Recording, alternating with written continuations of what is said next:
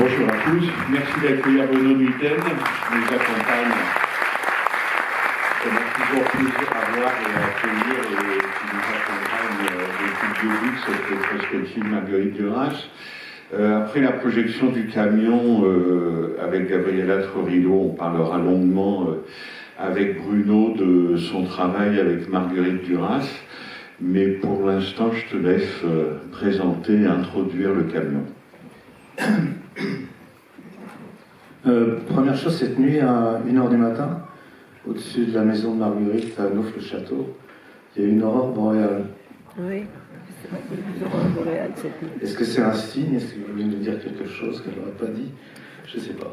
Bref, donc ça m'a un peu frappé, quoi. Sinon, non, enfin, au risque d'être vraiment idiot et presque inconvenant, à chaque fois que j'ai travaillé avec Marguerite, j'ai eu l'impression d'être avec une enfant, enfin une gamine dans une cour d'école, qui raconte des histoires à dormir debout à ses copines, et qui peu à peu attire l'attention de toute la cour d'école, à l'exception de 2-3 qui préfèrent les ballons aux histoires.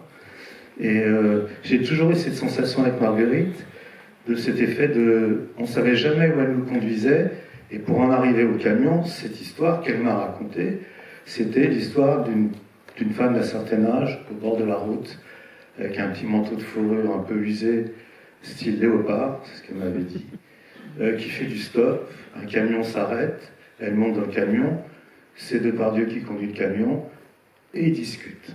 Donc moi je suis parti sur l'idée d'un road movie, donc je me suis équipé pour ça d'ailleurs. J'ai de quoi m'attacher sur le capot du camion, sur les portières, etc. Et en fait, j'avais rien compris, comme d'habitude. Et de toute façon, à chaque fois que je ne comprenais pas, je demandais à Marguerite de m'expliquer. Elle me disait, mais tu devrais comprendre. Okay, donc il faisait froid, c'était en plein hiver. Depardieu n'avait pas son permis poids lourd, donc de toute façon, c'était un peu compliqué. Le camion valait relativement cher en location avec le chauffeur, donc on était toujours auprès de nos sous quand même. Elle prétend d'ailleurs que le film a coûté 13 millions d'anciens francs, ce qui voudrait dire qu'il a coûté moins de 20 000 euros. Bon, cela dit, on a tourné 3 jours, enfin 4 jours, je crois. Et puis après, elle m'a dit, va faire un tour avec le camion, on l'aura encore une journée, comme ça tu filmes la Nationale 10 du côté de Trappes, et puis un peu la campagne du côté de Thoiry. Donc je me suis contenté de ça, et moi j'avais pensé que j'allais faire Macadam à 2 voix, ou je sais pas quoi, Easy Rider, et je m'étais planté comme d'habitude. Elle m'a simplement dit, on va aller chez moi, il fait beaucoup plus chaud, on va discuter, enfin je vais lire le texte de ce que j'ai écrit, et puis on dira que je vais prendre une table ronde, on pensera que c'est le volant du camion, puis toi Bruno, si tu veux de temps en temps faire un petit rolling vers moi, tu peux, ça fera penser qu'on est dans un camion. En fait, il faut écouter ce qu'elle dit, c'est tout. En fait, en réalité, pour moi, ça n'avait, en dehors des plans extérieurs, où il y avait vraiment des lieux à trouver, quoi. Mais en termes d'image, ça n'a aucun intérêt, c'est un chant contre chant de Depardieu, Duras, mais il faut l'écouter, enfin les écouter tous les deux, quoi. C'est la seule... En fait, elle adorait, et c'est là où elle a découvert, d'ailleurs, enfin on a tous découvert la qualité de sa voix. Elle avait une voix extraordinaire, et surtout la qualité de sa façon de dire son texte. Quand elle parle, enfin, moi ça m'a éclairé sur beaucoup de choses, parce que les textes de Duras sont quand même complexes, et la façon dont elle a de dire les choses, à mon avis, rend les choses beaucoup plus lisibles et audibles. Donc c'est l'occasion de l'entendre et de la découvrir. Alors, le texte lui-même variait, enfin, il était écrit avant le film, je suppose, mais chaque jour, elle ajoutait ou elle changeait des choses, quoi. Donc on a tourné 3 ou 4 jours chez elle. Elle a mis une lampe de brocante sur une table, et c'était le camion, quoi. Voilà.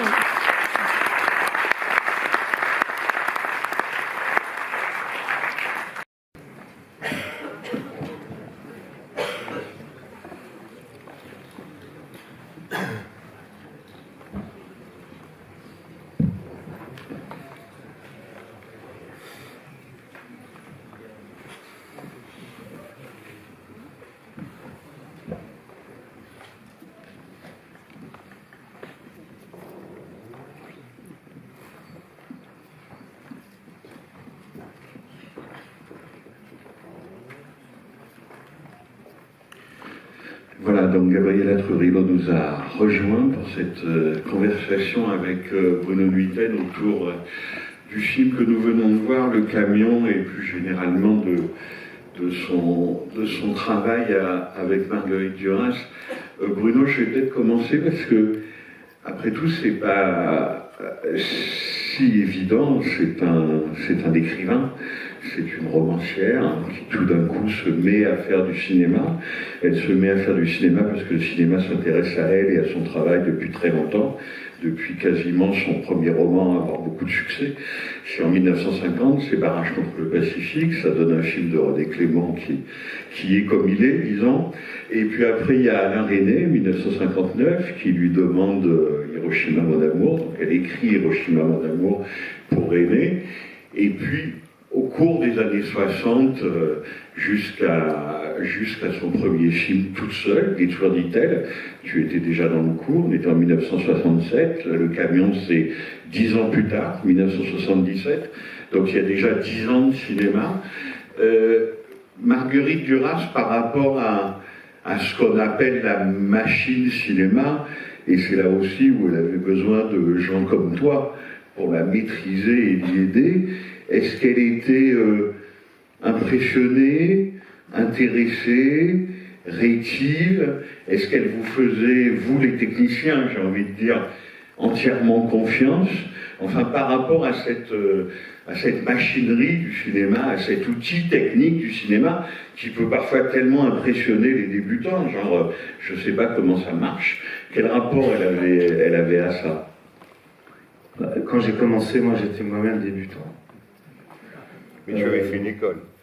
Non, enfin j'ai vaguement été dans une école pendant 1 an, mais en fait j'ai pas fait d'école, je me suis formé moi-même, donc j'étais très innocent et pas aussi innocent qu'elle en fait en termes techniques presque. Bon, j'avais un peu plus d'expérience de plateau, mais c'était pas de toute façon c'était pas le sujet. Comme je disais tout à l'heure, cette petite fille, elle était quand même dans la cour d'école et était assez géniale, assez sauvage, assez insolente aussi. Donc moi je retiens surtout c'est son insolence qui m'a... Enfin, cette espèce de façon de ne jamais vraiment expliquer les choses, parce qu'elle n'avait pas le souhait, pour laisser aller l'ensemble dans des directions qu'elle ne contrôlait pas forcément. Mais c'est un peu le cas comme je disais l'autre soir, c'est un peu le cas de son écriture aussi. Elle cherche et elle cherche. Donc le cinéma, c'était effectivement son souhait, je pense, et ça c'est le souhait dans toutes les générations, c'est de revenir à l'origine. Alors, effectivement, il y a un côté sorti des usines-lumière dans le cinéma de Marguerite. Des plans fixes, interminables, bon, pas particulièrement pas dans Le Camion, mais dans d'autres films. Et surtout une façon de réinventer le temps et l'espace comme les premiers chercheurs l'avaient trouvé, par hasard, ou simplement d'une manière technique. Alors la différence, effectivement, c'est que les frères Lumière, ils avaient des petits bobineaux qui leur permettaient de faire 50 secondes de film. Elle avait des magasins qui permettaient de faire 10 minutes de film. Donc elle s'en est servie de cette manière-là. Mais comme Godard a voulu réinventer aussi à sa façon, oublier tout ce que le cinéma avait inventé au moment où il a commencé, quoi. Ça fait partie de toute la recherche des jeunes cinéastes. Non, mais à l'époque où Marguerite a commencé, c'était plus une jeune femme, c'était une femme écrivain installée.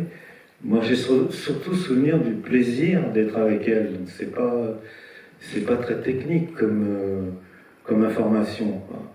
Et le reste suivait, je sais pas, il y avait un tel... mais par exemple, pour Le Camion, elle m'a dit, mais va faire des plans... c'était comme dans le premier film que j'ai fait avec elle comme chef opérateur, qui était La femme du Gange. Va sur la plage, puis tu fais des plans, puis on verra.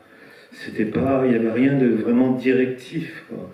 La seule chose directive, c'était le texte, l'écriture, effectivement.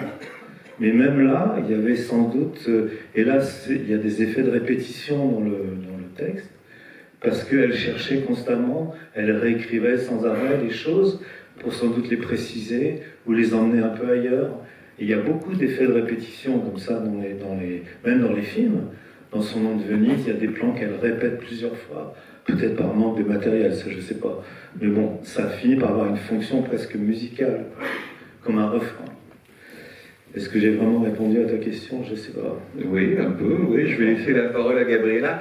Juste une question précise, parce que tu nous as dit tout à l'heure, et là tu viens de le répéter, elle me disait va faire des plans avec le camion, alors ça on en parlera peut-être plus précisément, et puis elle te disait aussi, on va être assis là à la table avec Depardieu, t'as qu'à faire tes petits travelling.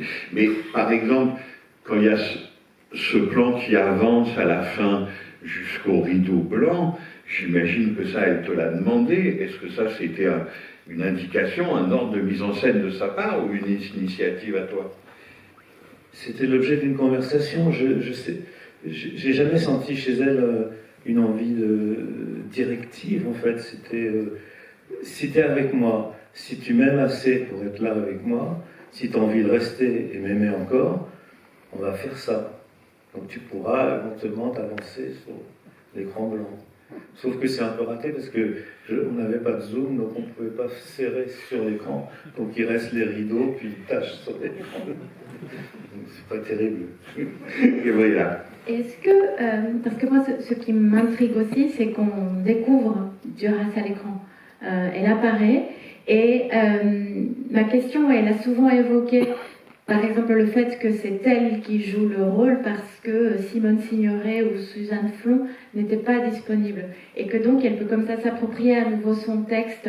Est-ce que le fait d'être filmé, est-ce que ça a changé quelque chose dans votre mode de travail par rapport à La Femme du Gange par exemple, où il y avait déjà Depardieu? Est-ce qu'il y a eu le fait qu'elle soit à l'écran, qu'elle doive être filmée, est-ce que ça changerait quelque chose entre ce mode de J'ai eu beaucoup de soucis avec les lunettes qui réfléchissaient le seul projecteur qu'on avait. Non, enfin, non, je crois pas. Je l'ai trouvée plutôt belle à filmer, d'ailleurs. Et puis surtout, sa voix, enfin, comme je disais en présentation, elle a une voix extraordinaire. Et c'est une comédienne, c'est-à-dire qu'elle a une façon d'interpréter son texte que je trouve assez admirable. Il y a une espèce de justesse. C'est pas composé, c'est très très juste en fait. C'est peut-être plus facile d'être juste quand on a écrit soi-même le texte, quoique non, c'est pas une obligation. Elle a beaucoup de présence à l'écran, plus que Depardieu, qui est là d'un gamin en culotte courte, qui est pas encore à sa place. Enfin, c'était le Depardieu débutant, quoi. Mais non, c'était un plaisir de l'écouter surtout et de la filmer aussi, parce que toute petite qu'elle était, un petit peu bossue, ça, c'était quand même une femme qui avait un charme tout à fait présent, même à cet âge-là, hein, et même plus tard, et puis avant, n'en parlons pas. Et c'est le film aussi, est-ce que vous avez pu discuter de cette dimension politique du film qui, moi, c'est quelque chose qui me frappe beaucoup à chaque fois qu'on le revoit? Pas du tout. Absolument pas. Non, on découvrait, nous, enfin, non. Elle avait besoin d'un public. De toute façon, elle a toujours besoin d'un public, donc les équipes lui servaient de public. Quand on a fait India Song, elle s'adressait à un ouvrier sur une échelle pour lui demander ce qu'il pensait d'Anne-Marie Streeter.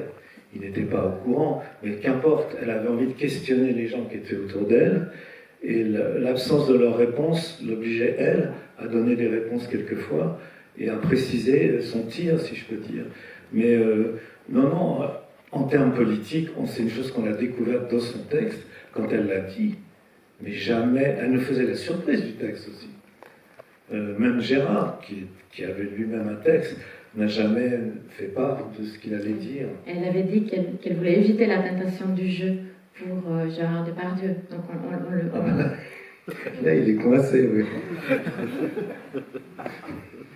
Est-ce que, donc toujours pour revenir peut-être sur l'apparition du personnage le personnage Marguerite Duras qu'elle interprète, est-ce que peut-être vous pouvez rappeler est-ce qu'à cette époque elle incarnait aussi, qu'est-ce que ça signifiait quand en 77 on la découvre à l'écran? Ce qu'elle incarnait auprès de... Alors je sais pas, il y avait effectivement un club de Durassiens assez présent autour d'elle, y compris des gens assez jeunes. moi, j'étais pas du tout dans cette perspective, puisque j'étais simplement un technicien qui est là. Et puis peu à peu, j'ai appris à lire un peu Duras, puisque j'ai eu l'occasion de travailler pour elle. Mais au tout départ, je ne connaissais quasiment rien. Si, j'avais retenu une danse, la danse, le rock'n'roll là, dans Barrage contre le Pacifique, entre Sirana Mangano et Anthony Perkins, que j'avais trouvé, enfin, qui était quand même un rock'n'roll assez incestueux, que j'avais trouvé assez frappant. Mais bon, Marguerite n'était pas derrière la caméra à ce moment-là.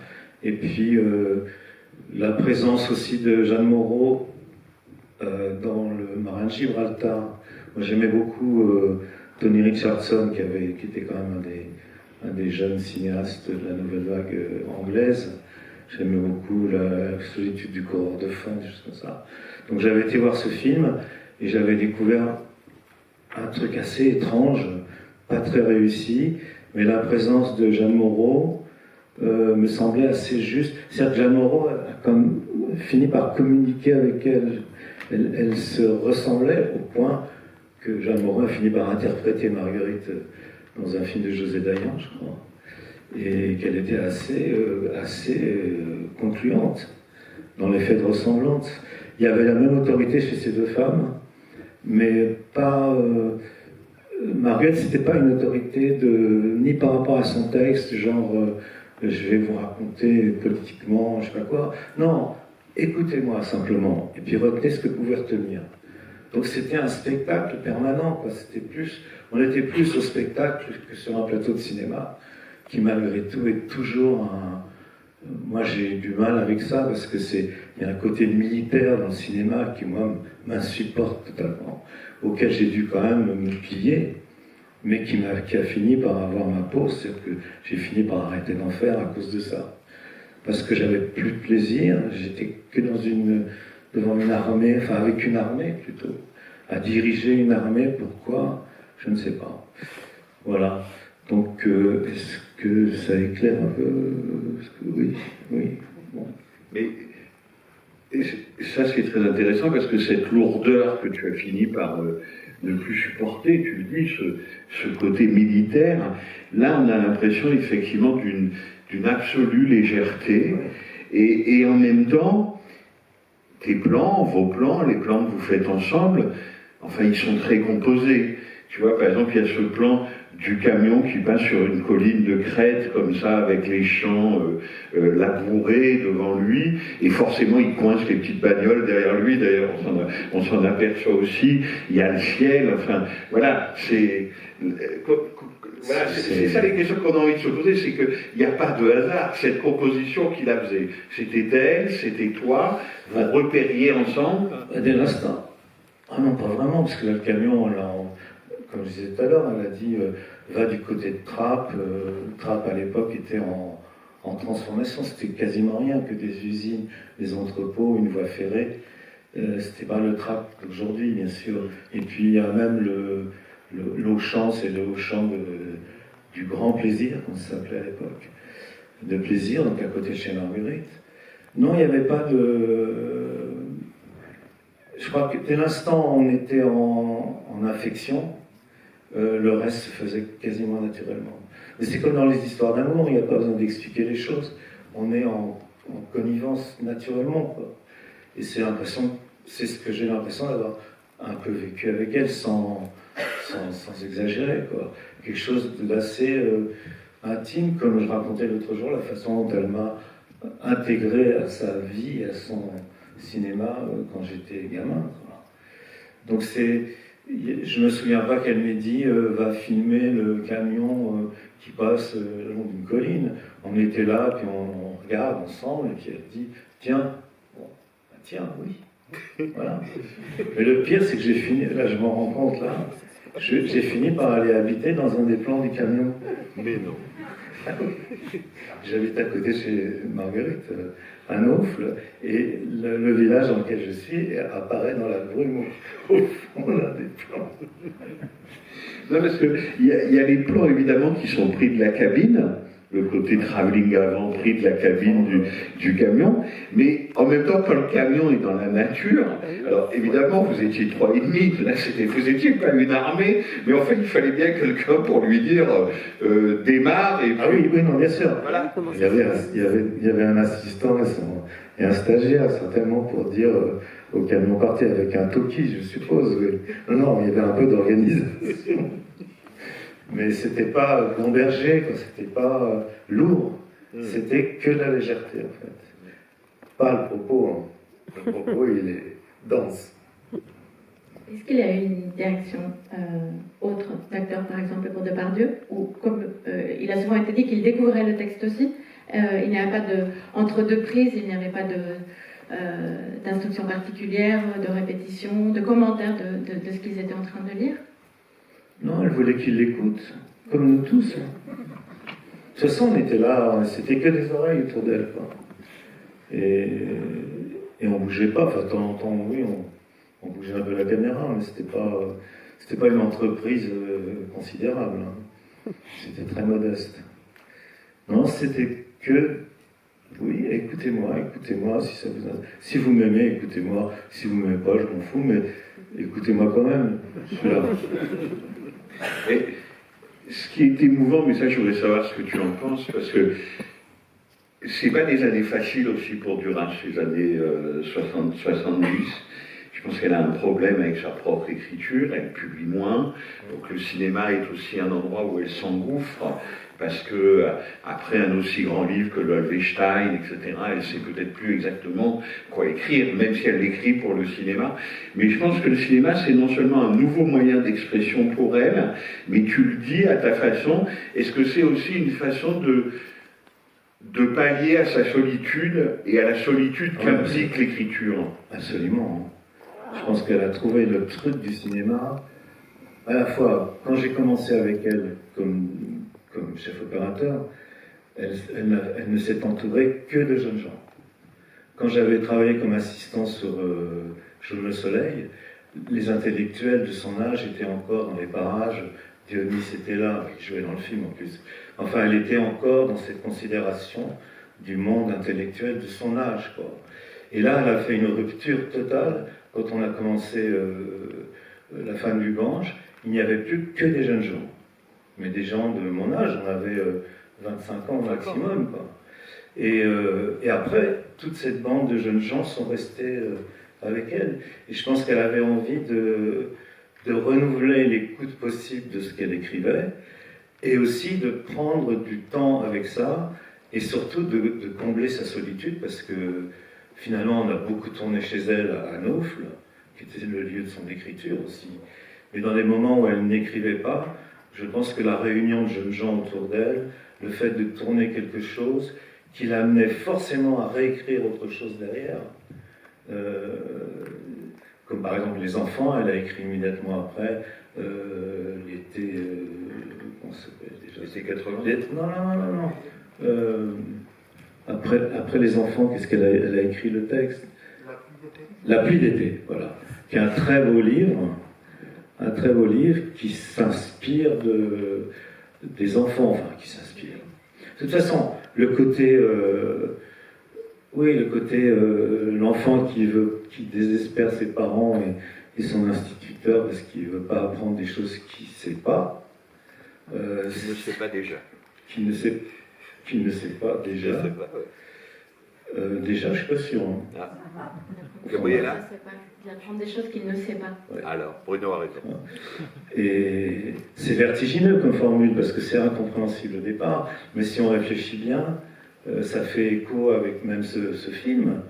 C'est-à-dire que c'est quand même quelqu'un qui est dans une position où elle questionne de manière assez métaphysique comme la réalité du monde. Et effectivement, tout ce que intuitivement elle sait, elle n'a absolument pas besoin qu'on lui apprenne pour distordre ce savoir intime qui est quand même une chose extrêmement forte dans son cas, quoi. Son côté sorcière, quoi. Après, il me semble qu'après le tournage du camion. Elle a dit à quel point ce film, qui va vers...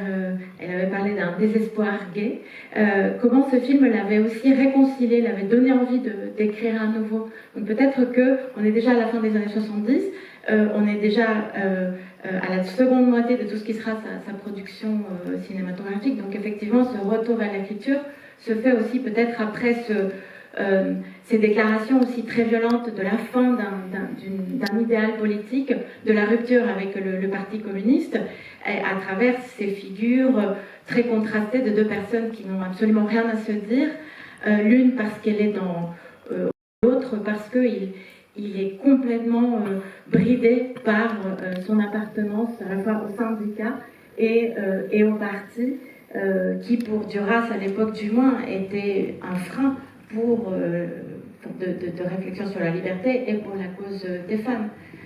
Je ne sais pas si ce sont des choses qui à l'époque étaient tangibles, étaient discutées aussi sur le plateau. Est-ce que cette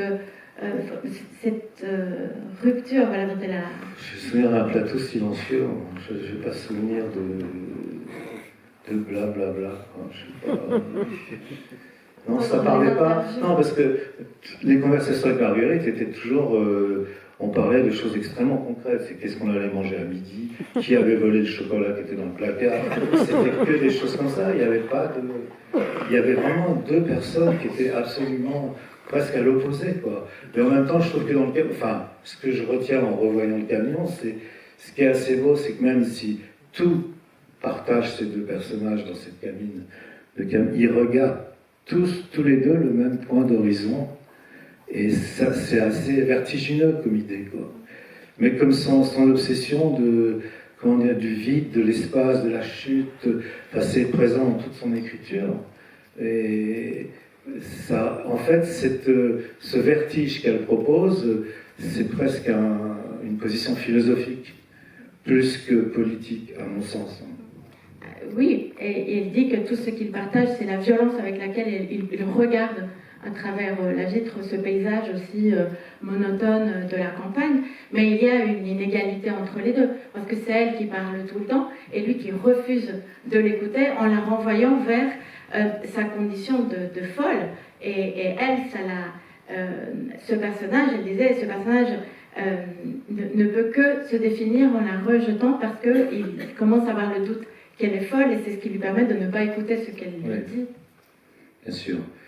Mais il n'empêche qu'ils voient la même chose tous les deux.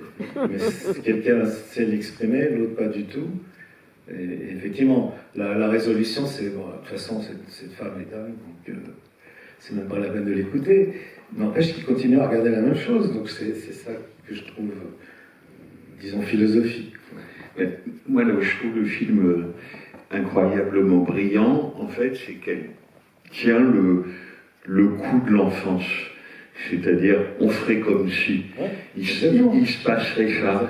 Tu vois, c'est quand même un film qui est fait au conditionnel.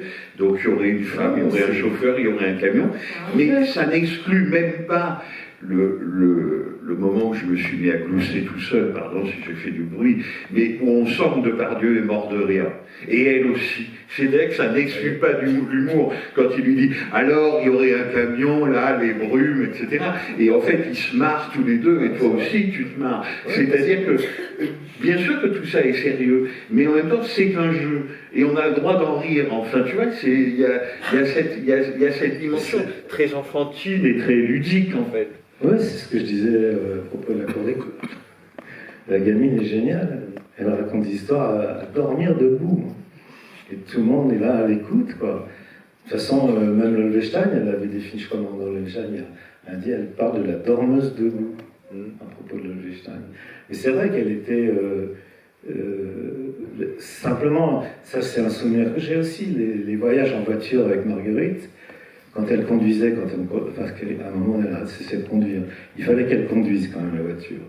Et quand elle conduisait, tout était un objet, l'objet d'une histoire possible. Donc on était dans ce camion, d'une certaine manière, dans une cabine enfermée, et en roulant, elle découvrait 1000 histoires. n'importe quel chien qui traversait, quelqu'un qui revenait faire ses courses, n'importe quoi devenait une histoire. Absolument, c'est-à-dire que tout est presque prétexte et amorce à fiction. Oui. Et je me suis même dit, alors tu devais utiliser quand même une pellicule très sensible, il y a ce plan-là avec le rond-point et le Auchan allumé, qui est vraiment un plan de nuit, et au bord du rond-point, tu as dû le revoir, il y a des silhouettes à pied. Et on se demande quand même qu'est-ce qu'ils peuvent foutre là, quoi. C'est même dangereux. Enfin, un rond-point à la nuit à pied, c'est pas une bonne idée, quoi. Et tu te dis, mais voilà, ça c'est le début d'une histoire, enfin, qui sont ces gens? C'est vrai, en plus, ils ont l'air de fantômes, puis on les revoit plusieurs fois. En fait, je pense que c'est des gens qui allaient travailler chez Auchan. Oui, tout simplement. Faire leurs courses, mais je crois pas. Non, c'était des travailleurs. Gabriella, tu as encore une question ou Non, parce que Je justement, t'en prie. je fantasmais toujours ces présences fantomatiques comme la possible femme qui allait arrêter le camion. Donc c'est vrai qu'il y a cette hantise toujours.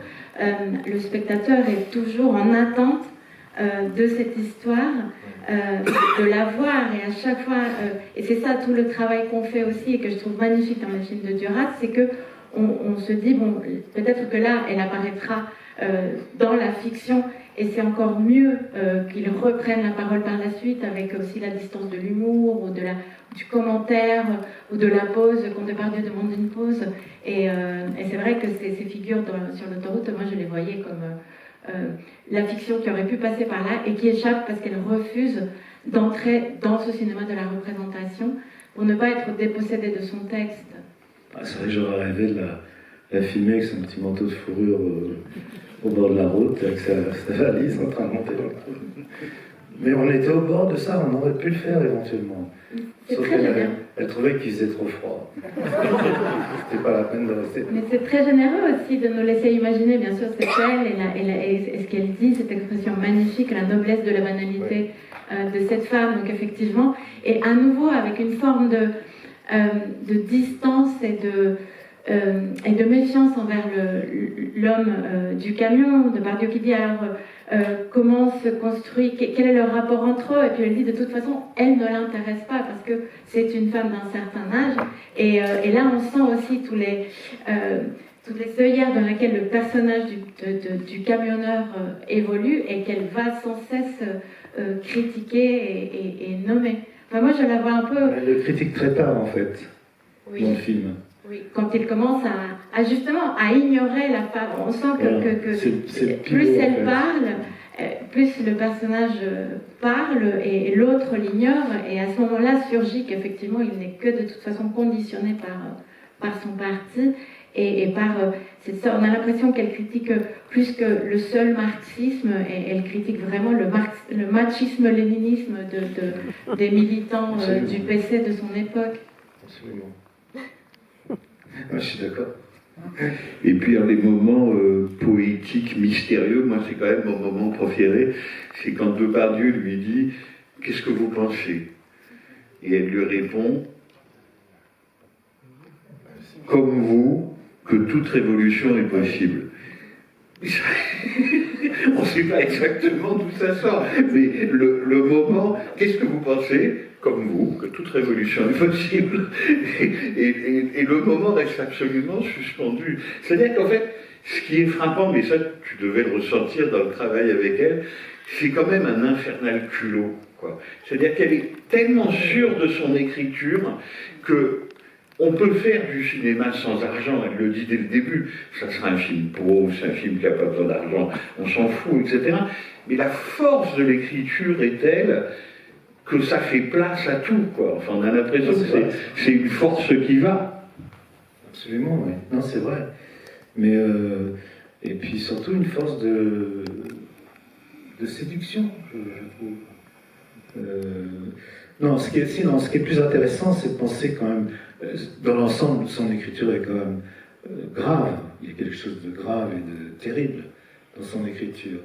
Et en même temps, la personne était dans une position à la fois de séductrice, mais avec beaucoup de légèreté. C'est ça qui est très intéressant dans ce paradoxe. Quand je l'ai rencontrée, j'avais vu, enfin, oui, avant de la rencontrer la première fois, j'avais filé voir un de ses films, c'était Moderato Cantabile, ou je sais plus. Non, elle n'avait pas réalisé ça. Non, son premier film, c'était quoi comme Le réalisateur? premier film avec Seban, c'est celui qu'on a passé hier, c'est La Musica. Non, mais celui d'après. Détruire d'Itel. Voilà. J'avais été voir Détruire d'Itel, j'avais absolument pas bien compris de quoi il s'agissait, et je m'attendais à avoir vu en plus l'image qu'on avait d'elle, cette espèce de hibou avec des grosses lunettes. Je m'attendais à avoir quelqu'un de terrible, quoi. Et puis, dès l'instant où j'étais face à elle, cette image-là s'est évanouie, en fait. J'ai oublié le hibou pour la femme. Et moi, je me pose la question de la bande-son de ce film, parce qu'elle avait dit lors d'un entretien, je ne sais pas si c'était le cas, si vous vous souvenez, qu'elle voulait placer au lieu de Beethoven une chanson de Bob Dylan et Joan Baez, pour que cela fasse écho au dialogue entre les deux, et que c'est ce qu'elle jouait sur le plateau. Oui. C'est incroyable. Et qu'après, mais que les droits de la chanson coûtaient plus cher que ça coûtait plus cher que le film entier, que donc elle avait mis Beethoven à la place. Ah, c'est possible. Ça, on était capable, oui. Mais non, je sais pas, je me souviens pas vraiment de ça, la musique. Non. Cela dit, ça c'est vraiment une question à poser à quelqu'un qui a monté le film. Moi, je n'étais que sur le plateau. Mais on la posera à Dominique Auffray. Comment elles sont passées d'une musique à une autre, ça c'est intéressant. Peut-être qu'une fois, elle nous a fait écouter un Bob Dylan sur le plateau, enfin, ça ne m'a pas frappé. Et c'est elle dans cette maison et puis on va passer la parole à la salle si vous avez des questions ou des réflexions, est-ce que c'est elle dans cette maison de Neauphle-le-Château qui était très importante pour elle, parce que c'était sa maison d'écriture, un film où tu avais fait venir ton maître, Guylain Cloquet, comme chef opérateur, mais tu étais toi-même l'assistant. Même Ricardo Arnovitch. Ricardo Arnovitch. Déjà, c'était Guylain Cloquet, mais cette maison de Neauphle, ça aussi c'est tellement drôle quand même. Neauphle-le-Château est connu à cause de deux personnes, Marguerite Duras et l'ayatollah Khomeini. Oui, non mais c'est des hasards. Il habitait en face, oui. Il habitait en face. Oui. Et on se demandait ce qu'il faisait là, cet homme-là. Personne ne s'était posé vraiment la question de ce qui allait lui arriver plus tard. Enfin, son projet était totalement ignoré des gens de Neauphle. Oui, bien sûr. Mais l'organisation d'un tournage de Duras, parce qu'elle dit bon, et puis je faisais la cuisine, quoi. Mais c'est vrai, ça, par exemple, c'est elle qui faisait la cuisine. Quand on n'était pas trop nombreux, oui, bien sûr, oui. Mais bon, c'était modeste, hein, c'était des petits potages. Mais, et puis des fonds de verre de vin, une piquette effrayante. Mais non, oui, effectivement, elle adorait faire la cuisine. Mais ça, c'est quand on était vraiment en toute petite équipe. Quand on avait fait Jaune le Soleil, il y avait une équipe plus conséquente, et là il y avait quelqu'un qui faisait la cuisine. Mais par contre, elle supposait que tout le monde lui volait le chocolat dans le placard, déjà. En fait, c'était Outa, son fils, qui était toujours accusé d'avoir volé le chocolat, mais c'est pas lui qui volait le chocolat, je pense pas. Moi, juste, excusez-moi, j'entends que j'ai le mauvais rôle, je suis désolée, mais j'ai l'impression que, donc effectivement, c'était un tournage très, très gai, c'était vraiment un effet de troupe, de confiance, sauf pour le chocolat, mais un effet vraiment de confiance et de foi dans cette forme de cinéma. Mais moi, je suis très étonnée, et aussi en lisant ce que les entretiens qu'elle a pu faire par la suite, de cette rage et cette violence par rapport à la politique, sur laquelle je ne cesse de revenir, et sur ce qu'elle avait nommé la perte du politique, justement. Donc, je ne sais pas si, à l'époque, comment est-ce que, autrement que par un film comme celui-ci, elle pouvait exprimer ces choses terribles d'une déception par rapport au Parti communiste français après 68, et si, je ne sais pas, est-ce que dans l'origine même du film, il y avait d'autres gestes, d'autres actes par rapport à cette question politique, parce que moi je ne cesse de trouver ce film comme le plus politique de tous les films de De Duras. Duras, ouais. Bah, alors j'ignore s'il était destiné au Festival de Cannes ou pas. Il y est passé, oui, non, bien sûr. Mais est-ce qu'ils avaient songé le proposer au Festival de Cannes pendant le montage, je ne sais pas, ou même pendant l'écriture? Je ne sais pas. Toujours est-il qu'effectivement, ça lui donnait une place. Elle pouvait parler publiquement à Cannes de choses que elle aurait difficilement pu écrire à l'époque et qui auraient certainement provoqué moins de répulsion, parce que à Cannes, ça a été quand même. Mais j'étais pas. Hein, mais ça a été, je crois, extrêmement mal reçu, ce film. Enfin, violemment reçu, quoi. Oui, comme une parole réactionnaire, etc. De toute façon, elle le dit elle-même hein, dans le film. Je pense qu'elle avait envie, effectivement, qu'on l'entende publiquement, mais alors là, dans un large public, et plutôt un public de cinéphiles ou de cinéastes. Elle voulait qu'on entende la position qu'elle était en train de rébellion qu'elle avait contre le PC, ça c'est sûr. Parce qu'elle dit même qu'après ce film, elle a affirmé je prends le marxisme pour le premier facteur de retard du mouvement des femmes. Donc il y avait quelque chose qui l'avait profondément déçue. Elle était effectivement très en colère à ce moment-là. Mais moi je trouve que ça transparaît beaucoup plus dans ce film que dans tous les autres. Oui, c'est possible, mais moi j'étais pas du tout dans cette confidence-là. Hein. Il y avait des gens sans doute autour d'elle qui l'étaient. Moi, elle était contente que je sois là. Basta, il n'y avait pas de. Elle ne m'expliquait pas les choses. C'était pas la peine. Hein. Mais en même temps, oui, j'aurais pu moi me poser des questions, mais je sais pas, j'étais tellement content d'être là de toute façon. Mais Gabriela, pour te répondre, j'y étais pas, mais j'ai lu. Quand elle dit dans le film, en parlant de la femme, elle avait subi cette omnipotence.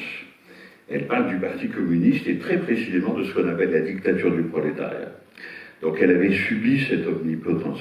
Ce à quoi elle fait allusion, c'est la façon dont ses amis et sa petite cellule, au tout début des années 50, a été littéralement purgée par le Parti communiste. C'est-à-dire que c'est quelqu'un qui a été exclu du Parti communisme pour déviationnisme de façon extrêmement violente.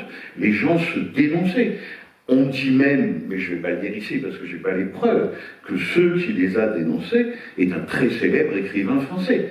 Enfin, vous voyez, les gens se dénonçaient, et je pense qu'effectivement, tu as raison, elle n'est jamais revenue aussi précisément et aussi en colère que dans le camion sur cet épisode de la vie politique, de sa vie politique. C'est-à-dire comment elle et ses amis, et ses hommes, pour être très précis, ont été exclus violemment du Parti communiste après des enquêtes qui étaient des enquêtes de type policier, quoi. Enfin voilà. Et là, effectivement, elle en parle très précisément dans le camion. C'est vrai qu'on sent cette colère, oui, bien sûr. Et ça s'était passé presque 30 ans avant. Hein. Ouais, donc n'étant pas conscient de ça, j'ai découvert ce point de vue qu'elle avait en tournant le film. Mais j'en étais pas. J'étais pas dans la confidence de son projet. En fait. Si vous avez des réflexions, des questions, des contradictions, vous êtes les bienvenus. Monsieur.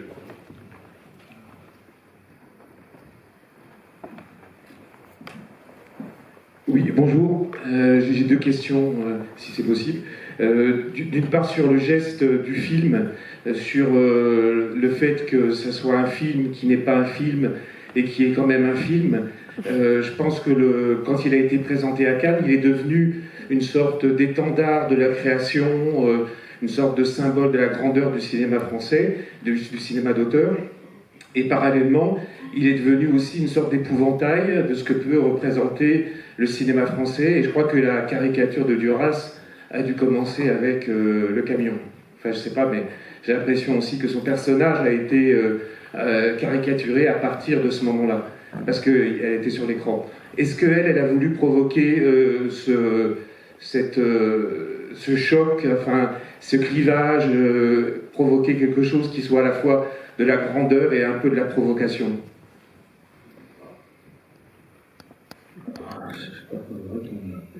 La provocation, c'était sa nature. Hein. Elle était insolente. Elle était... Oui, puis en même temps une insolence assez drôle d'une certaine manière, mais je me souviens pas du tout qu'elle ait pu avoir ce projet d'être la caricature d'elle-même ou de provoquer un choc. Non, je pense qu'elle était simplement sincère hein, dans ce qu'elle avait envie d'avouer ou de déclarer, notamment politiquement à ce moment-là, sachant qu'elle prenait le risque effectivement d'être mise à certains piloris, si on veut, et en même temps avoir la reconnaissance de gens qui semblaient penser un peu comme elle. Mais peut-être que c'est le départ de la caricature.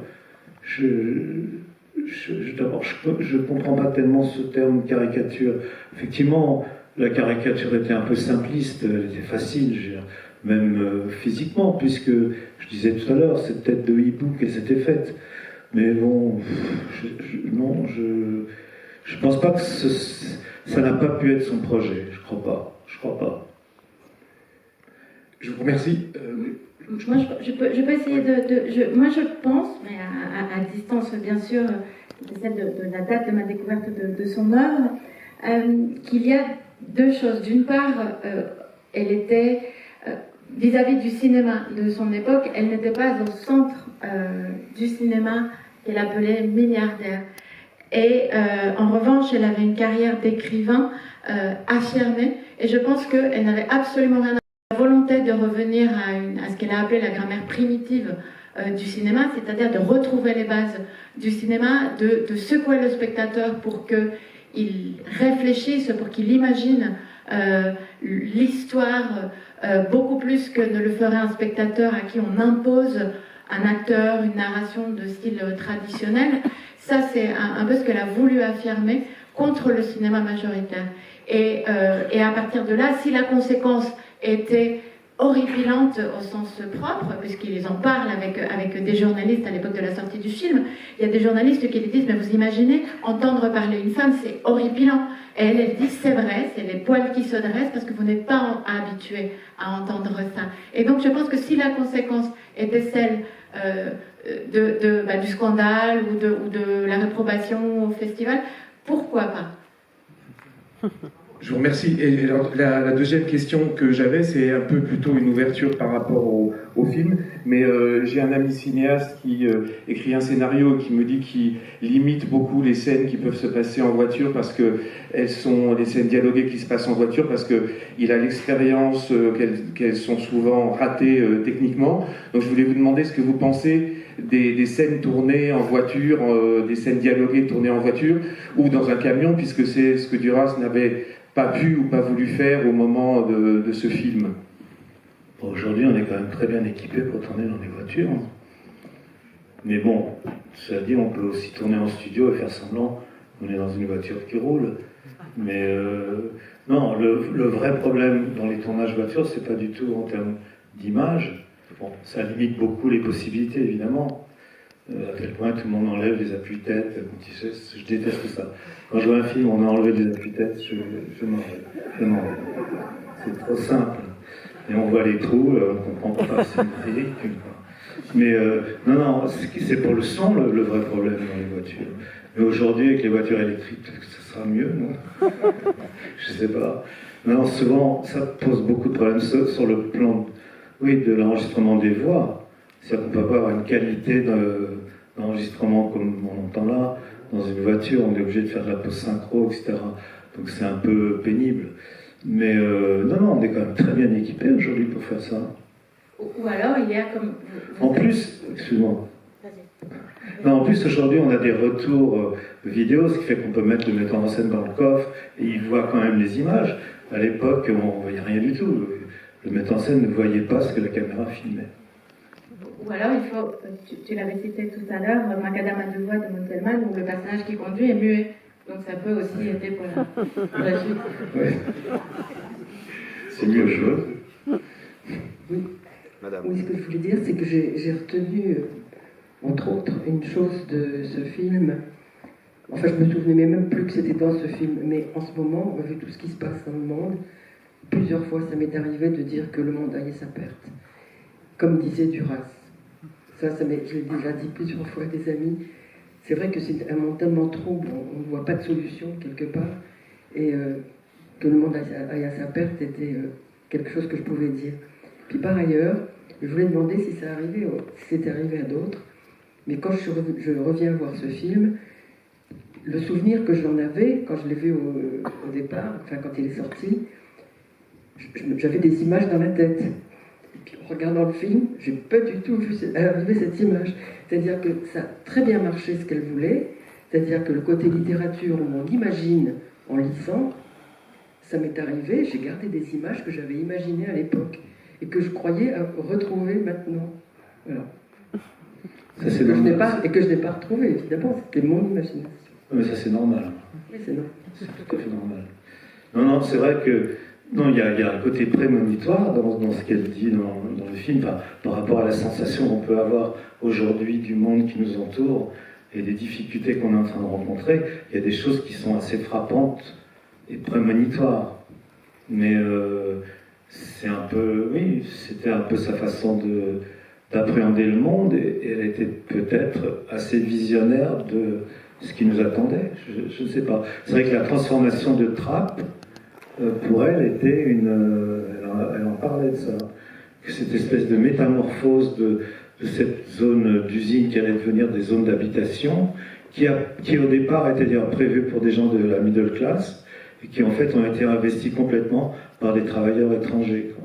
Ce qui fait le Trappes d'aujourd'hui, en fait. Et ça, on avait déjà une conscience que c'était aberrant de vouloir faire habiter des gens de la middle class dans cette zone, quoi. Et donc, oui, elle était assez visionnaire d'une certaine manière. Et c'est vrai que cette double phrase qui est devenue une formule très, très duracienne et très connue que le cinéma aille à sa perte, c'est le seul cinéma, et que le monde aille à sa perte, c'est la seule politique. Elle en parle un peu dans le texte. Je ne sais pas si je peux lire le début de la note d'intention du camion, où justement on retrouve cette forme de rage à nouveau. Ce n'est plus la peine de nous faire le cinéma de l'espoir socialiste, de l'espoir capitaliste.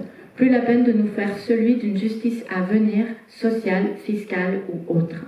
Celui du travail, du mérite, celui des femmes, des jeunes, des Portugais, des Maliens, des intellectuels, des Sénégalais. Plus la peine de nous faire le cinéma de la peur, de la révolution, de la dictature du prolétariat, de la liberté, de vos épouvantails, de l'amour. Plus la peine. Plus la peine de nous faire le cinéma du cinéma. On croit plus rien. On croit joie. On croit plus rien. On croit plus rien. Ouais, c'est un peu le début de la note d'intention du camion, très beckettien, mais qui était justement, qui reprend un peu cette formule et la déploie aussi un peu dans toute sa splendeur aussi, jusqu'au non-sens. Madame. Je me demandais, Bruno, si vous avez eu d'autres expériences avec d'autres réalisateurs avec qui vous avez pu travailler plusieurs fois, d'une entente si horizontale, je veux dire, moins ce côté armé de cinéma. En réalité, non. En réalité, non. J'ai espéré l'avoir souvent, mais je l'ai rarement. J'ai jamais retrouvé la même sensation pour d'autres films. J'ai eu des rencontres assez fortes avec des metteurs en scène en préparation, mais qui ont été anéantis par le tournage. C'est-à-dire qu'au jour du tournage, le metteur en scène ne vous adresse plus la parole, alors qu'en préparation, tous les jours, il avait des choses à vous dire. C'est un peu le principe même de l'organisation d'un film et tout ça, je suppose. Mais j'ai jamais eu d'amis metteurs en scène. J'ai espéré beaucoup dans la rencontre avec Godard, et puis ça s'est soldé par un échec terrible.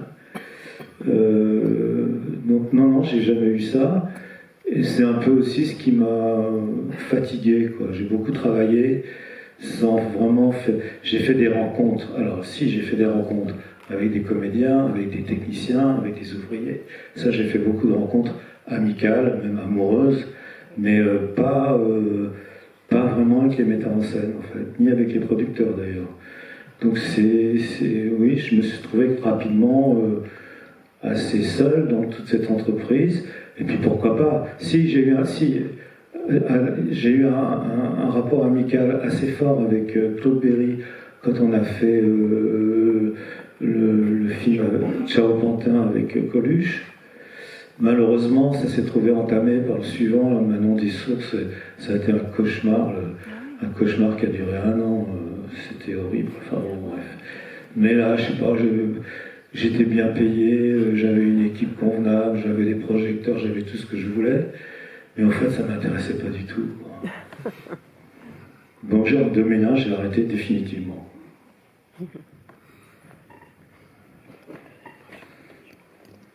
Monsieur.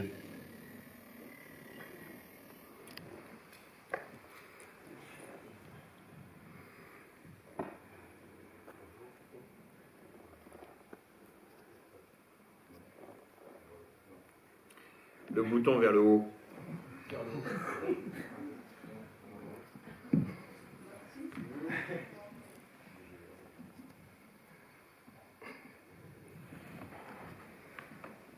Oui.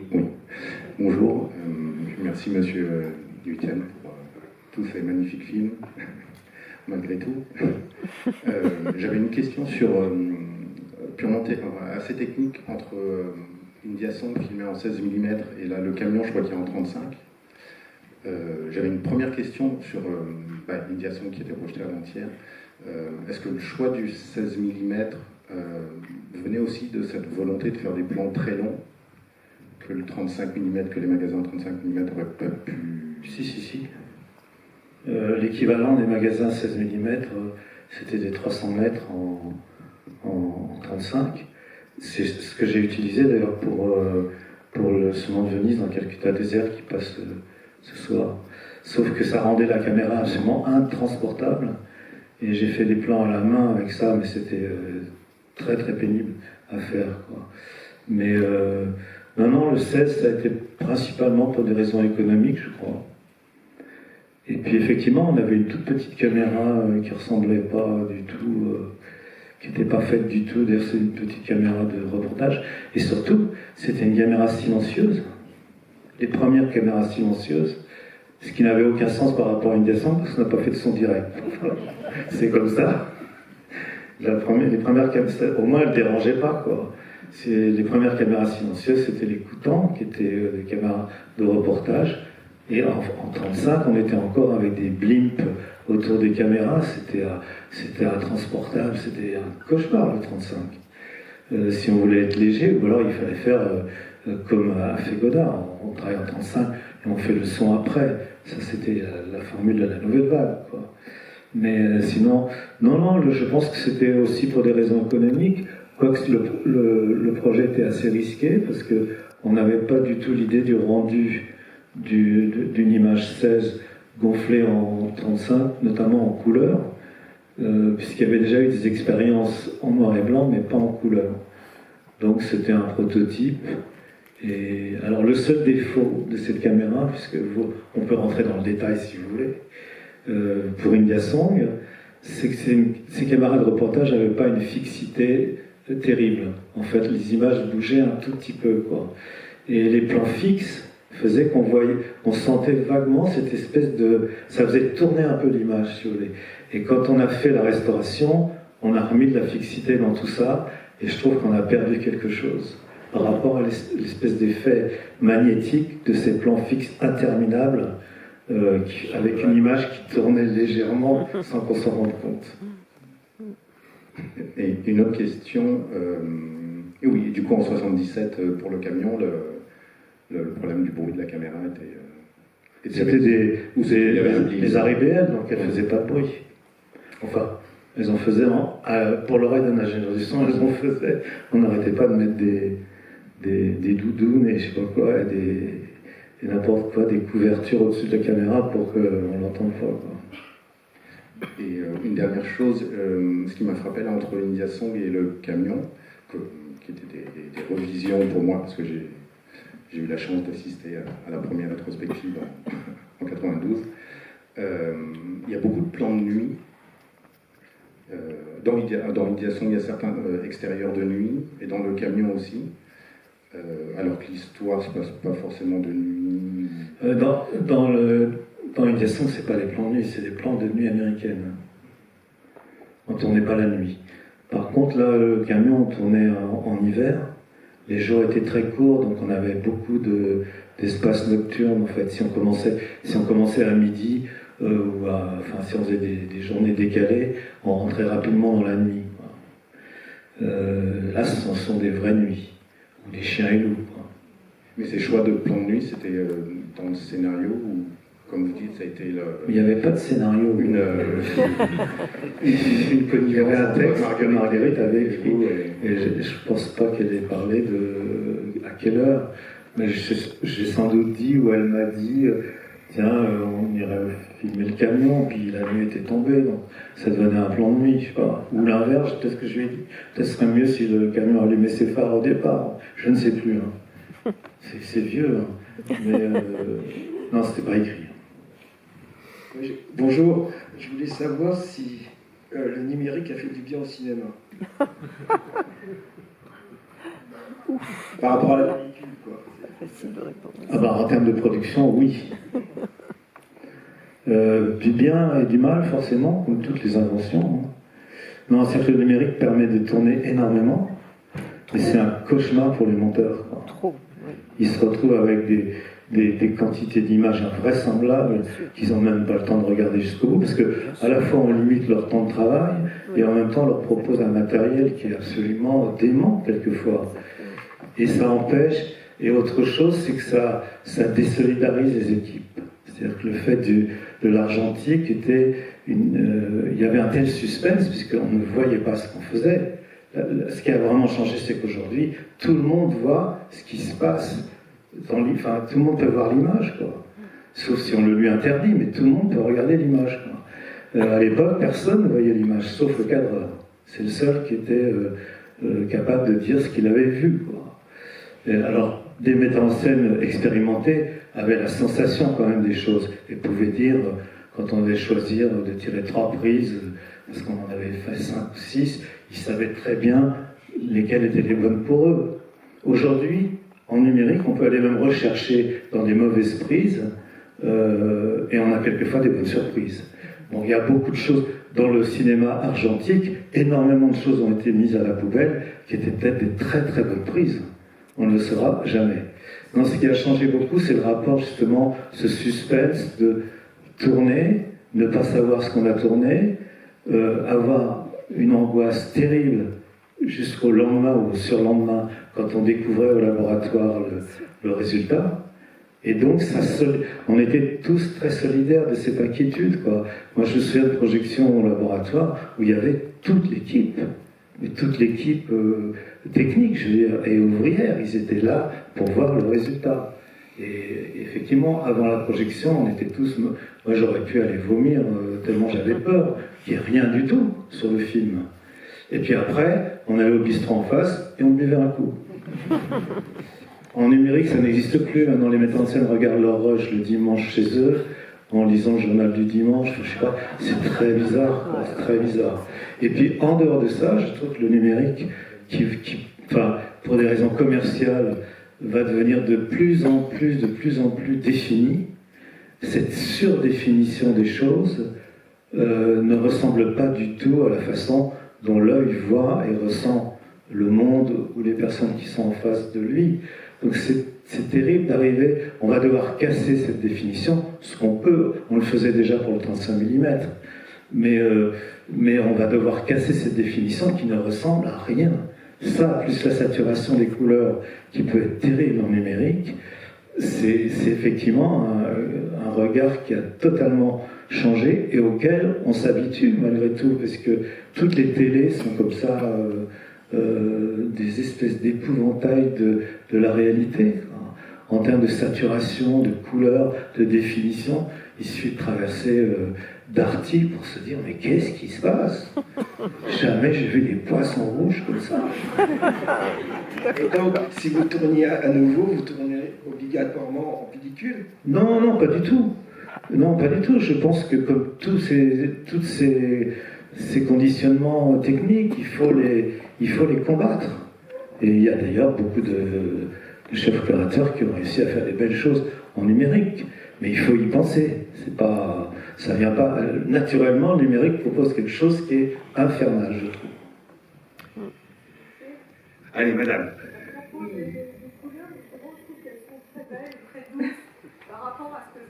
Madame, vous n'avez pas de micro, on vous entend pas en fait. Attendez une seconde. Et après, madame, et on finira avec vous. Voilà. Je voulais justement parler des couleurs que j'ai trouvées très douces et très belles. On a toujours l'impression d'être un peu dans l'obscurité très légère. Et je voulais savoir à quoi Ça, c'est Eastman Color. C'est les inventeurs du film qui ont fait ça. Mais à tel point que les Belges avaient essayé de faire des films qui avaient exactement la sensibilité en termes de couleur de l'œil humain, et ils se sont plantés. C'était d'une telle tristesse par rapport à ce que Kodak avait proposé. Kodak avait proposé au départ que, effectivement, si on filme sa femme au bord de la mer, il faut que la mer soit bleue, il faut que si la femme a un maillot de bain rouge, il faut qu'il soit rouge, et il faut que s'il y a du gazon devant, il soit vert. Donc ils ont forcé dans les couleurs, et c'est resté un peu dans la logique de Kodak, et après de Fuji qui a trouvé une autre formule qui était différente, mais qui avait un rendu des peaux un peu compliqué au début. Mais Gewart, qui avait fait donc une pellicule purement humaine, ils se sont plantés parce que c'était d'une tristesse à voir horrible, comparé aux autres. Madame. Oui, bonjour. En fait, je me trompe peut-être, non? Je ne sais pas, mais en regardant les films, j'ai beaucoup pensé au désert rouge d'Antonioni. Les scènes, disons, les séquences industrielles, les ciels blancs, tout bien, comme disait Antonioni. Non, et en fait, en réalisant, donc en entendant de nouveau la note d'intention de Duras, que le monde aille à sa perte, que le cinéma aille à sa perte, il faut arrêter de faire du cinéma comme on fait du cinéma. Alors bon, Les Déserts Rouges, c'est un chef-d'œuvre, Antonioni avait son esthétique qui était absolument sublime, mais peut-être excessivement, justement, je me suis dit, peut-être elle a voulu casser aussi quand même l'esthétique d'Antonioni, ou en tout cas l'intention qu'Antonioni pouvait avoir. Non, enfin, je ne crois pas qu'on puisse dire des choses pareilles. Non, le peu de moyens qu'on avait fait l'image qu'on a là.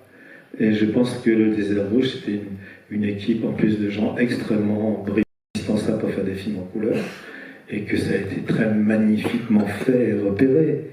Là, on est vraiment dans la proposition inverse, mais pas parce qu'on était obligé. On ne pouvait pas, si vraiment le film a coûté moins de 20 000 €, là, je suis baba. Aujourd'hui, c'est pas possible d'imaginer un film à ce prix-là. Jean Eustache l'a fait, hein. Numéro 0. Oui, d'accord, mais c'est noir et blanc, ouais. C'est différent. Enfin bon, effectivement. Mais non, et Antonioni, je pense que c'était pas 20 000 €. Justement. Non, mais je veux dire, elle n'avait pas d'agressivité comme ça. Enfin, je sais pas, je ne pense pas que quand elle critique le cinéma majoritaire, je ne pense pas qu'elle parle d'Antonioni. Oui, je pense que là, vraiment, voilà, elle visait un cinéma, un certain. Oui, le cinéma de l'histoire. Voilà, mais tout en sauvant aussi ses propres amours, c'est-à-dire, c'est une grande fan d'Elia Kazan, c'est une grande fan de Bresson. Donc je pense qu'Antonioni n'était pas sur ce viseur-là. Mais en revanche, je suis totalement d'accord avec ce ressenti en disant le film est ce qu'il est. Elle était très fière, je pense, du produit fini, avec les moyens, avec l'équipe aussi, toute l'aventure humaine, sans chercher à justement... Ce n'était pas du tout la même... presque le même monde, sans aucun antagonisme, je pense. Si vous avez le courage d'aller voir ce nom de Venise plus tard, ça va. Le vrai, ce qu'on peut faire en 35 mm avec une pellicule qui n'était pas sensible du tout à l'époque, ça n'existait pas encore, une torche électrique et un fauteuil roulant. Et bien voilà, conclusion parfaite. Merci beaucoup Gabriela Camillo, merci beaucoup à Bruno. Et donc à tout à l'heure pour son nom de mise un peu plus tard.